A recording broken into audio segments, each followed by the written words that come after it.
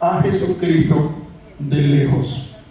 Y vamos a buscar en nuestras Biblias, en el Evangelio según Marcos, capítulo 14, verso 66 al 72.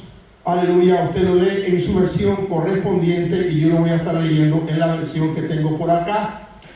Ahora, lo importante es que en esta noche usted reflexione, en tanto busca Marcos 14, 66 al 72, aleluya, que usted reflexione en la enseñanza, en el mensaje de la palabra del Señor.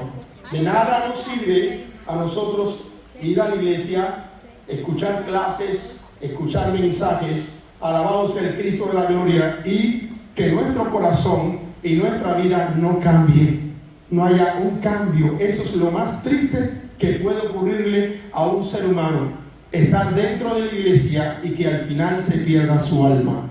Dice así: estando Pedro abajo en el patio, vino una de las criadas del sumo sacerdote, y cuando vio a Pedro que se calentaba mirándole, le dijo: tú también estabas con Jesús el Nazareno. Mas él negó diciendo: no le conozco, ni sé lo que dices. Y salió a la entrada y cantó el gallo. Y la criada, viéndole otra vez, comenzó a decir a los que estaban allí: este es uno de ellos. Pero él lo negó otra vez, y poco después los que estaban allí dijeron: aleluya. Otra vez a Pedro: verdaderamente tú eres de ellos, porque eres Galileo, y tu manera de hablar, y yo le voy a añadir, tu manera de oler, tu manera de manifestarte es la mismita de ellos. Entonces él comenzó a maldecir y a jurar: no conozco a este hombre de quien habla. Y el gallo cantó la segunda vez, y entonces Pedro se acordó de las palabras de Cristo Jesús, que le había dicho: antes que el gallo cante 2 veces, tú me negarás 3 veces. Y pensando en esto, rompió a llorar. Dios del cielo y de la tierra, háblanos a través de tu palabra. Háblales a aquellos que van a escuchar este mensaje en los diferentes lugares y a través de las diferentes redes, y permite que una luz de tu Espíritu Santo descienda en el corazón de aquellos que escuchen esta palabra, para que podamos juntos todos rectificar nuestros caminos y rectificar qué estamos haciendo con el tiempo de vida de nuestro peregrinar en esta tierra. Justo Dios de los cielos y la tierra, convéncenos de pecado, de justicia y de juicio, y pon en nuestro ser el querer como el hacer de buscar tu buena voluntad. En Cristo Jesús oramos, sí, amén. Pueden sentarse, hermanos. Lucas, el evangelista, en el capítulo 22, verso 60, dice: y enseguida, mientras todavía estaba hablando, el gallo cantó. Entonces, vuelto el Señor, miró a Pedro. Y Pedro se acordó de las palabras del Señor, que le había dicho: antes que el gallo cante, me negarás 3 veces. Y Pedro, saliendo afuera, lloró amargamente. Es inevitable encontrar el contraste entre un Cristo, un Mesías, frente a Pilato, frente a la corte, siendo golpeado, siendo abofeteado, siendo injuriado, y que defendió su posición, alabado sea el nombre del Señor. Y a un Pedro que no estaba bajo ninguna de estas presiones, ni estaba siendo torturado, ni estaba siendo golpeado, ni acusado de muerte, y que tan solo decirle: tú te pareces, tú eres, tú caminas, tú como que eres creyente, a ti se te nota, tú estás tratando de ocultar que tú vas a la iglesia, pero tú eres aleluya, hay algo en ti que es diferente, tú eres de ellos, aleluya. Y por esa sencilla palabra empezar a maldecir y empezar a jurar que no conoce al Mesías.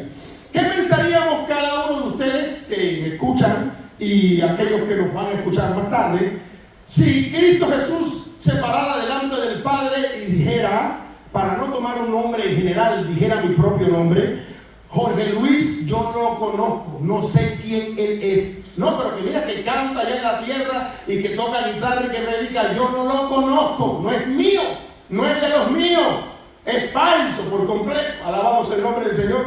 ¿Qué pensaría mi alma si Cristo me negara, alabado sea el nombre del Señor, delante del Padre y dijera, yo no sé quién es Él? Sería motivo de amargura grande para mi alma, de tristeza y de desesperación, porque tengo que entender que todo lo que he hecho hasta el día de hoy ha sido en vano y que Dios no me conoce porque yo no he actuado de la forma que Él esperaba. En Romanos capítulo 1, verso 16, dice, porque no me avergüenzo del Evangelio, pues es poder de Dios para la salvación de todo el que cree, del judío primeramente y también del griego.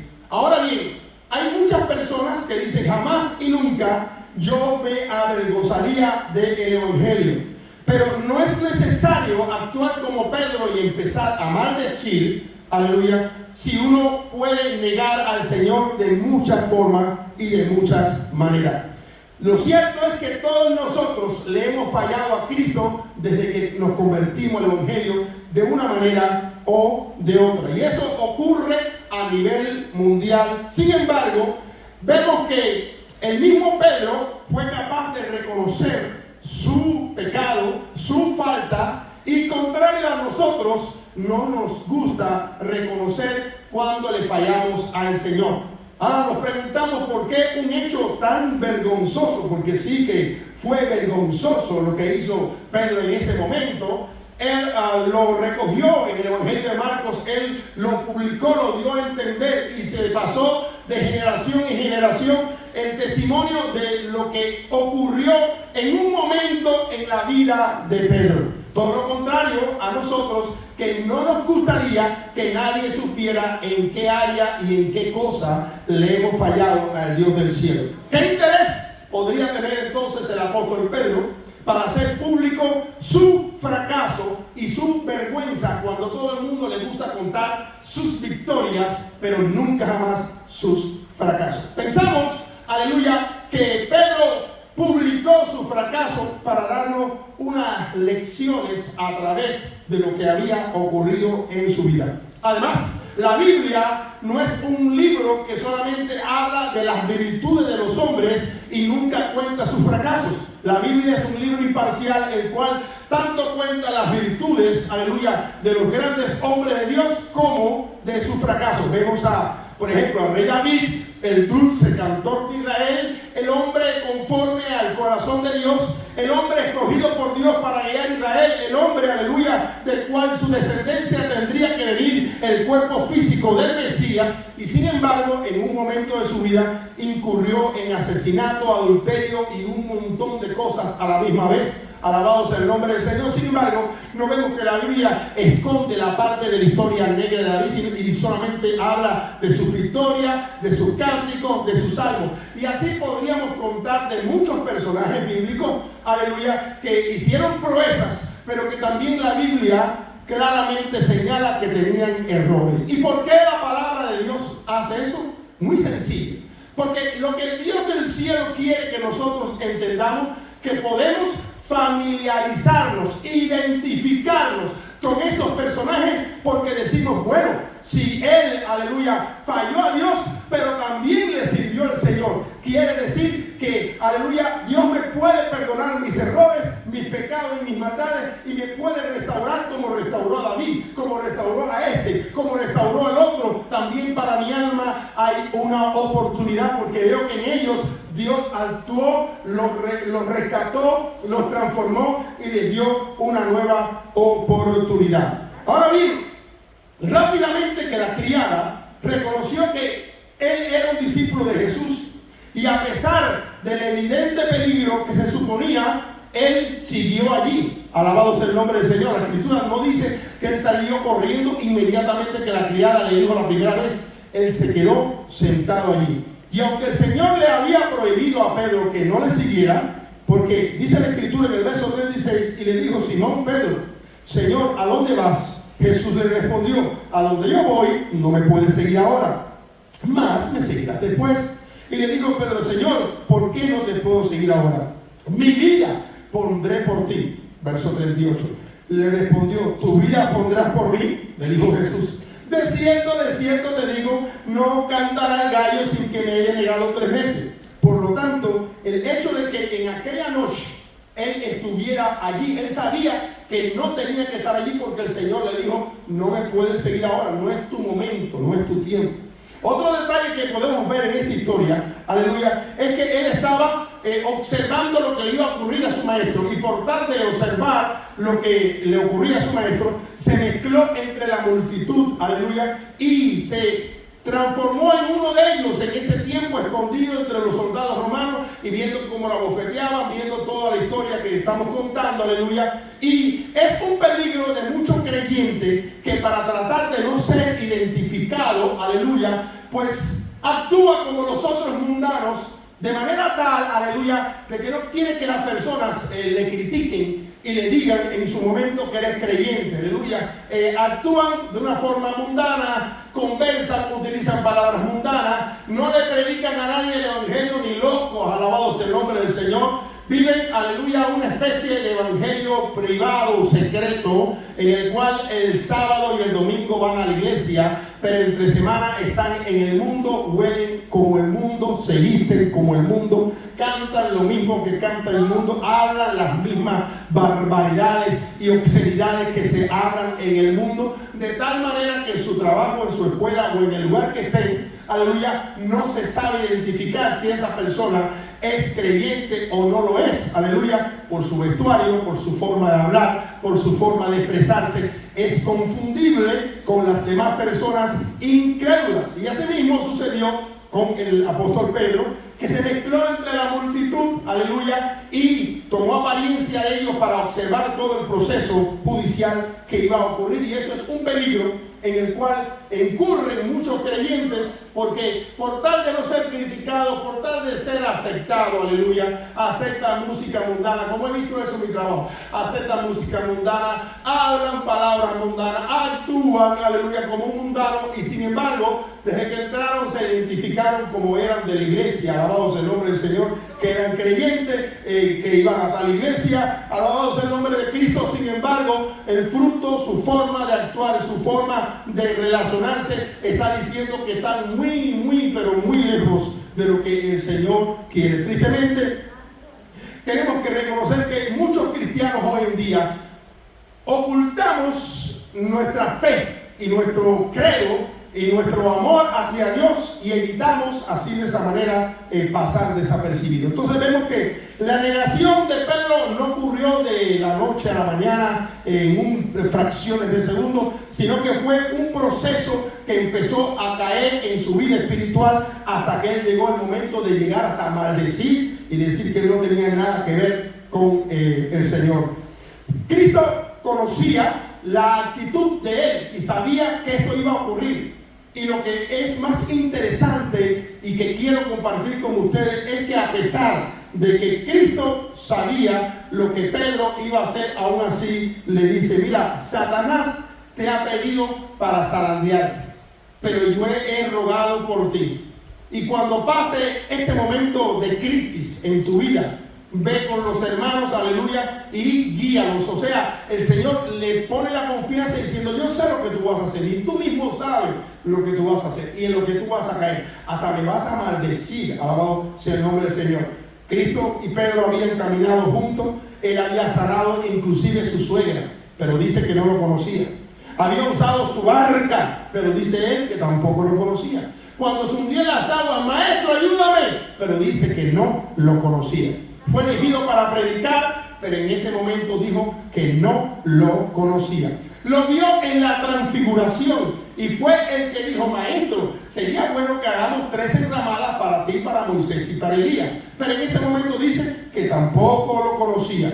Pedro, aleluya, pasó 3 años maravillosos en comunión con Cristo, viendo tantas cosas maravillosas de parte de él. Sin embargo, en ese instante él juró y maldijo que no lo conocía. ¿Podríamos imaginarnos un hecho así? Bien, hay muchas personas que usted, ¿para qué decirle? Usted le pregunta del evangelio, como me pasó a mí, que cuando me convertí, estaba en una actividad que había en una iglesia, que había un movimiento del Espíritu Santo muy bonito en esta iglesia, y en toda la isla. Y entonces esta iglesia quedaba cerca de mi casa y fuimos un grupo de jóvenes para allá. Era en aquella época que se oraban por las personas y se caían al piso y eran sanados de cualquier enfermedad, muchos empastes, personas que perdían peso. Era una hora como de avivamiento dentro de la nación que ocurrió en ese tiempo. Y fuimos a esta actividad, aleluya, a buscar de la presencia de Dios un grupo de jóvenes. Y cuando llego allí me encuentro un joven, aleluya, que yo conocía del servicio militar, que yo conocía del barrio mío, que lo conocía también porque para colmo de males trabajaba conmigo en la embotelladora de refresco. Y cuando lo veo allí, mi expresión sincera fue: pero tú eres creyente, ¿y por qué no me habías dicho que todo esto era real? Pero yo no se lo dije para ofenderlo, sino que me salió del alma porque me asombró. Digo yo, esto a mí me ha costado trabajo de salir de la brujería, de aquí y de allá. Me predicaron por allá por el Army, en el servicio militar. Y este hombre me ha conocido todo el tiempo en el barrio y nunca se me acercó a decirme: mira, Cristo te puede salvar. Y ahora en esta actividad no era de jóvenes, era de todo el mundo, ¿no? De jóvenes, caballeros, damas, pero bueno, había un grupo de jóvenes en la iglesia que habíamos ido para allá. Y en esa actividad me lo encuentro y yo me quedo así como diciendo: pero, ¿y tú eres cristiano también? Y me dice: amén, yo soy cristiano. ¿Y por qué? Se me salió de la mano. ¿Y por qué no me habías dicho nada? Antes, como diciendo, yo solo dije inocentemente: ¿qué pasó? ¿Por qué no te acercaste? ¿Por qué tuve que esperar llegar al Army allá y que otra gente me predicaba? ¿Qué pasó contigo? Aleluya. Y él bajó la cabeza, ya no me acuerdo de él. Bendito sea el nombre del Señor. Pero así ocurre con muchas personas que tienen el mensaje de salvación, tienen el mensaje de esperanza. Oyen a su compañera de trabajo que dice que va a buscarse, no sé, un brujo para que le limpie el camino, o que va a tomarse una droga porque ya no aguanta más la vida, o que va a hacer cualquier cosa, y somos incapaces de decirle: yo conozco a alguien que tiene la solución de tu problema. Yo conozco a Jesucristo de Nazaret, yo te puedo presentar, yo te puedo llevar a la iglesia. ¿Por qué no oramos mejor? ¿Me dejas orar por ti? ¿No te gustaría conocer la palabra de Dios? Porque tú lo que necesitas es a Cristo. Bueno, yo tengo unas pastillas y unas inyecciones que se llaman cristomicina.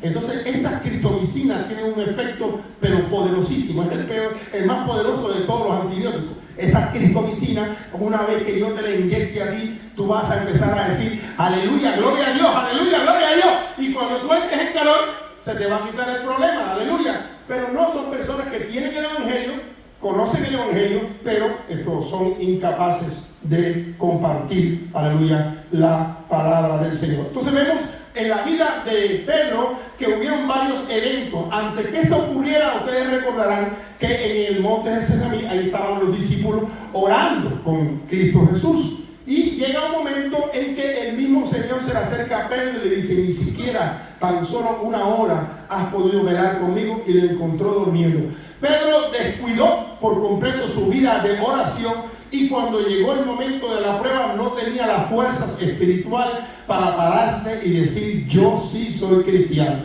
yo sí lo conozco a él. Claro que lo conozco, él sanó a mi suegra, él me rescató del mar cuando yo estaba caminando por la orilla de las olas, aunque ustedes no lo crean.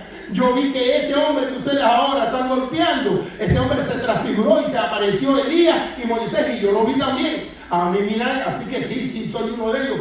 Hagan conmigo lo que quieran, si quieren hacer algo, pero sí, soy uno de ellos. Al contrario, por tener una vida de oración por completo por el piso, Pedro le fue fácil en ese momento maldecir y decir que no lo conocía.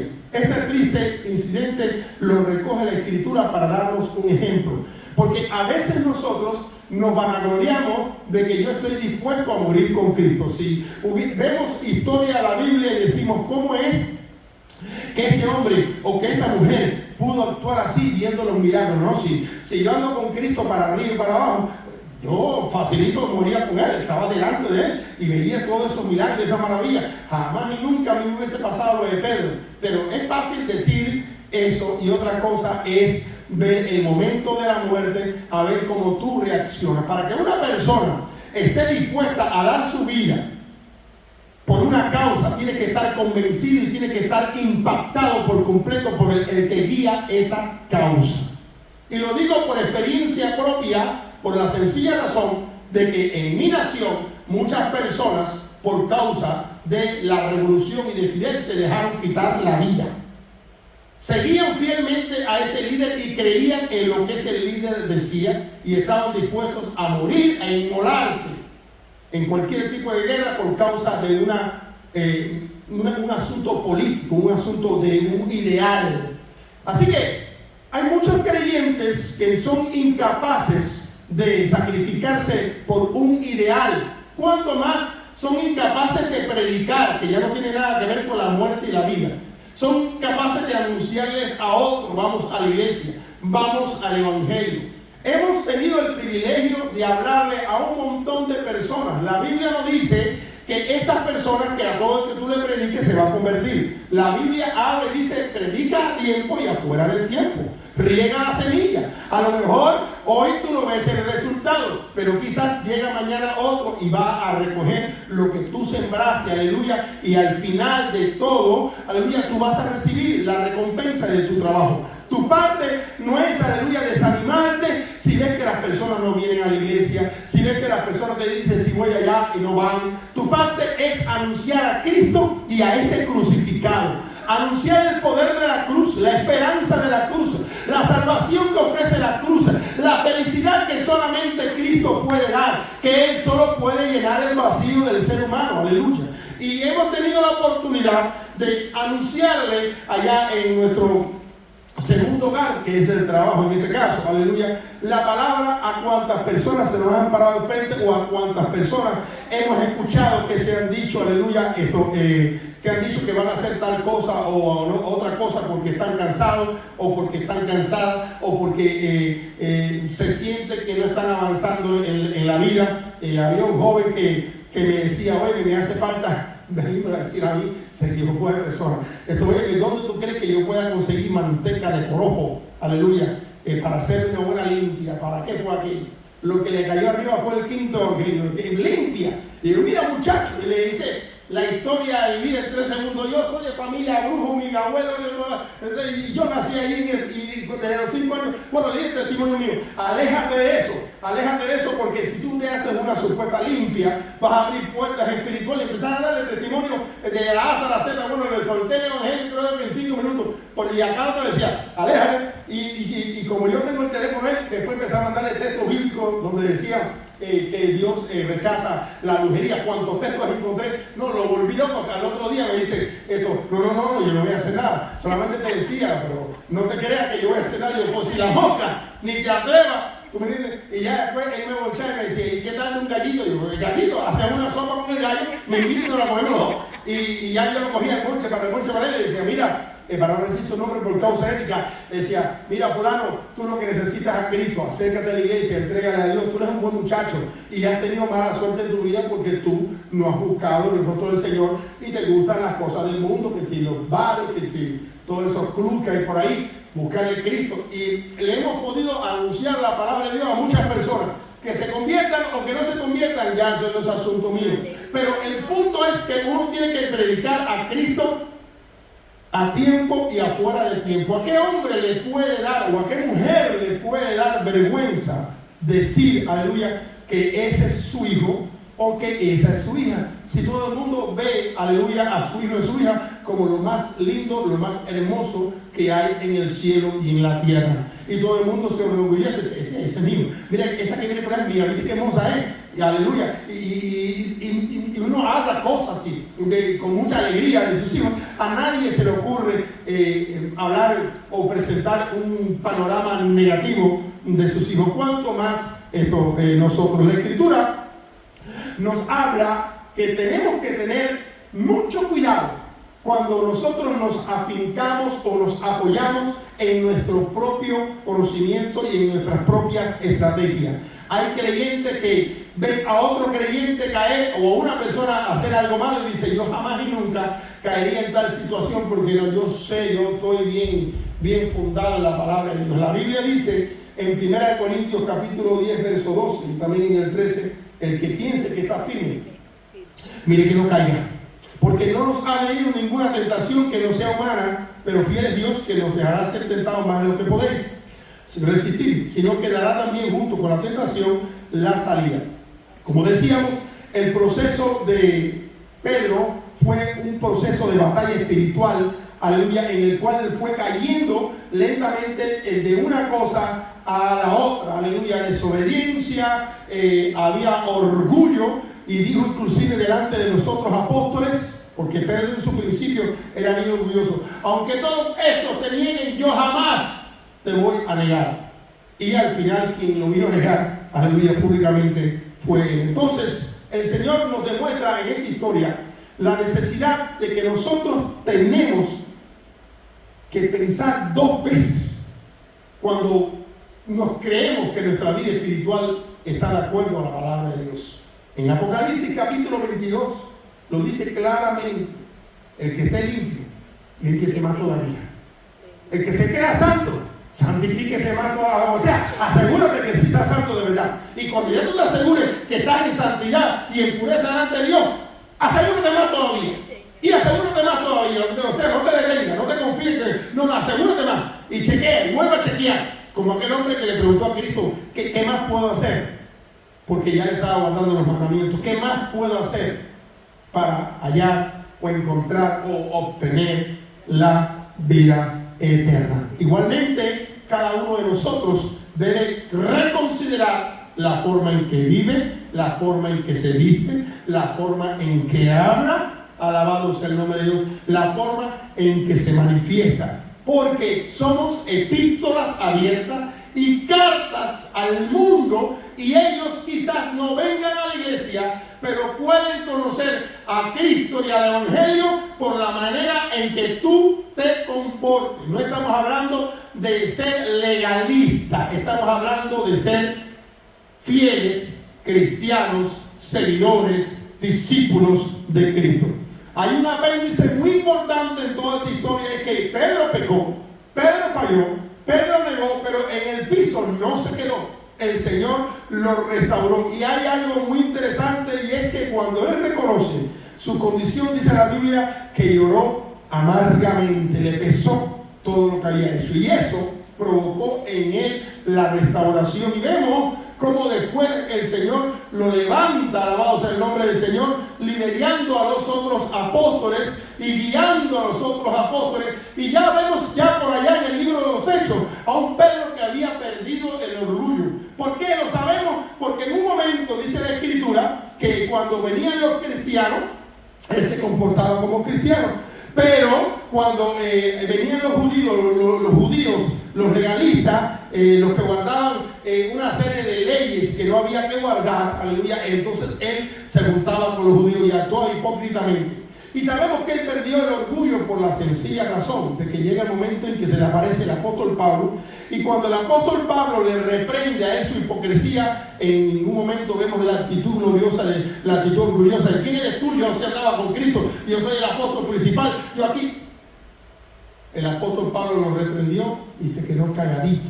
Ya era un Pedro que había perdido esa actitud arrogante y orgullosa. E inclusive en una de sus epístolas, hablando de Pablo, dice que Pablo, el Señor le había dado sabiduría y cosas profundas, las cuales algunos no entendían, pero eran cosas profundas de parte del Señor. Entonces vemos varias lecciones aprendidas: el llamado a la acción, en este caso la esperanza de redención, nuestra propia fidelidad que tiene que ser chequeada, el peso o el valor del verdadero arrepentimiento, el testimonio de Pedro. Nadie tiene por qué sentirse avergonzado de dar testimonio de lo que Dios ha hecho con su vida. Pedro, repito, nos gusta decir las victorias, pero no nos gusta decir los momentos de derrota. Pero a veces lo que aparentemente un testimonio de derrota puede ser vergonzoso, puede ayudar a otra persona a decir: entonces todavía para mí hay esperanza, porque si él o ella, siendo creyente, incurrió en tal o más cual cosa y tuvo el valor de decirlo y no le dio pena y se arrepintió y Dios lo perdonó, quiere decir que entonces también para mí en este caso hay esperanza. Que si usted solamente cuenta la victoria y dice: bueno, los creyentes viven en victoria, siempre están en victoria, aleluya, y para, como dice un corito, que los creyentes siempre están en victoria y que siempre hay alegría para los creyentes, y ese coro es una gran bola de mentira. Porque esto está diciendo una gran mentira. Siempre los creyentes están, qué alegres son los creyentes. Y la alegre de los creyentes es el Señor. Y la hermana Magdalena se está riendo porque ella sabe que es verdad. Y ese coro dice, ya no hay tristeza, ya no hay dolor para los creyentes que alaban al Señor. Sí, usted alaba al Señor, usted glorifica al Señor y van a venir momentos de prueba, momentos de tristeza, momentos de amargura, momentos en los cuales usted ya no va a querer cantar ni va a estar alegre porque está pasando por un sufrimiento, y eso claramente lo dice la Escritura en el libro de Santiago: el que esté alegre canta alabanza y el que esté triste obre, porque ya no es tiempo de estar cantando, ahora es tiempo de orar, porque estás pasando por un proceso muy difícil en tu vida. Bendito sea el nombre del Señor. Y si nosotros solamente le hablamos al mundo de victoria y victoria y victoria y de aquellas cosas victoriosas que han ocurrido a nosotros, que no son mentiras, y nunca le decimos a las personas también nuestras derrotas, entonces no estamos predicando un verdadero evangelio, como Pedro, que no le dio vergüenza decir, no, yo no solamente negué a Cristo, quiero que sepan que yo lo maldije. Yo llegué tan bajo que hasta dije maldiciones. Maldije al maestro que había sanado a mi suegra, que me había rescatado, al hombre que yo vi transfigurarse, a ese hombre que me mostró tanto amor.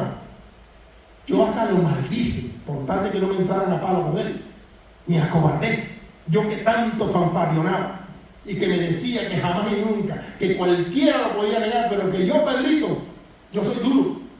Sin embargo, me pasó esto y esto y esto, y lo reconozco. Ese testimonio de fracaso que quedó escrito en la palabra de Dios, como el de muchos hombres de Dios y como el de muchas mujeres de Dios, nos hace entender que el verdadero evangelio no es victoria, victoria, victoria, porque mientras que estemos en este cuerpo de carne y hueso, vamos a incurrir en errores y errores, pecado, pecado y pecado. Pero dice la palabra de Dios que para cada pecado hay una gota de la sangre de Cristo Jesús dispuesta a borrarlo. Es más, la Biblia nos dice a nosotros que cuando Cristo murió, perdonó nuestros pecados pasados, presentes y los futuros. Lo que ni usted y yo ni nos imaginamos vamos a hacer mañana o el mes que viene o el año que viene, si Dios nos presta la vida.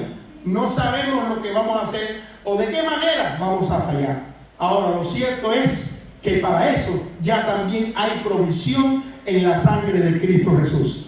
Hay muchos hombres y mujeres que no se levantan espiritualmente, que viven una vida fría, viven una vida de derrota, en una vida insípida, una vida religiosa, porque no es creyente. Porque para ser creyente y ser discípulo hay que seguir las pisadas de Cristo Jesús. Y tenemos una batalla que luchar a diario para lograr andar en las pisadas de Jesús. Y el que diga que no tiene esa batalla, pues ok, yo sí tengo luchas para lograr caminar en los caminos del Señor. El que ya tiene alas y está volando, bendiciones.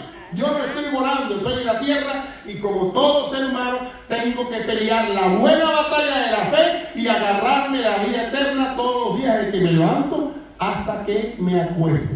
Si no es un hecho, es un pensamiento. Si no es una palabra áspera que puedo soltarle a alguien, pero siempre estoy cometiendo errores y siempre estoy diciendo: Señor, ten misericordia de mi alma. Es una lucha constante por la santificación, por la pureza, por andar delante de la presencia del Señor. Y cuando se ausenta mucho de mi vida la presencia de Dios, allá usted me ve diciendo: Señor, ¿en qué te he fallado? ¿Qué está sucediendo? Ya no me quiere, y me pongo como un niño. Ya no me ama, ya no te importo, ya no, y me pongo con ese pleito en la oración. Yo sé que te he fallado, pero por favor, esa lucha constante de buscar arreglarse con el Dios del cielo. La historia de la negación de Pedro nos lleva mucho más allá de un evangelio falso, a un evangelio en el cual los hombres de Dios, no importa la experiencia que puedan tener, y este Pedro tuvo experiencia, no importa las experiencias espirituales que tengan, si uno se descuida, uno va a caer en cualquier tipo de desobediencia. Pero también a la vez la historia de Pedro nos está diciendo que así mismo como él se levantó, tú también te puedes levantar. ¿Qué tiempo hace que no sientes la presencia de Dios? ¿Qué tiempo hace que no sientes deseo de orar? ¿Qué tiempo hace que no tienes motivo? Que cualquier cosa te motiva menos la iglesia, cualquier cosa te motiva menos leer la Biblia, que cualquier cosa te motiva menos tirarte a orar y a buscar el rostro del Señor. ¿Para qué voy a orar si no siento nada? ¿Para qué voy a orar si cuando me pongo a orar me entra sueño? O cuando leo la Biblia me entra sueño. Todo eso son síntomas de una vida espiritual completamente apagada. Y lo que debemos hacer no es decir, ¿para qué voy a orar si no siento nada? No, voy a orar y voy a orar y voy a orar hasta que un día empiece a sentir lo que sentía en el pasado. Y si no he sentido lo que sentí en el pasado, pero por lo menos veo en la Biblia de hombres que tuvieron experiencia con Dios, yo quiero tener esa experiencia con Dios. Los creyentes de este siglo deberían volverse, aleluya, como aquel patriarca que le dijo el Señor o al ángel del Señor: si no me bendices, tú no vas a ir a ningún lado. No te voy a dejar ir, no te voy a soltar.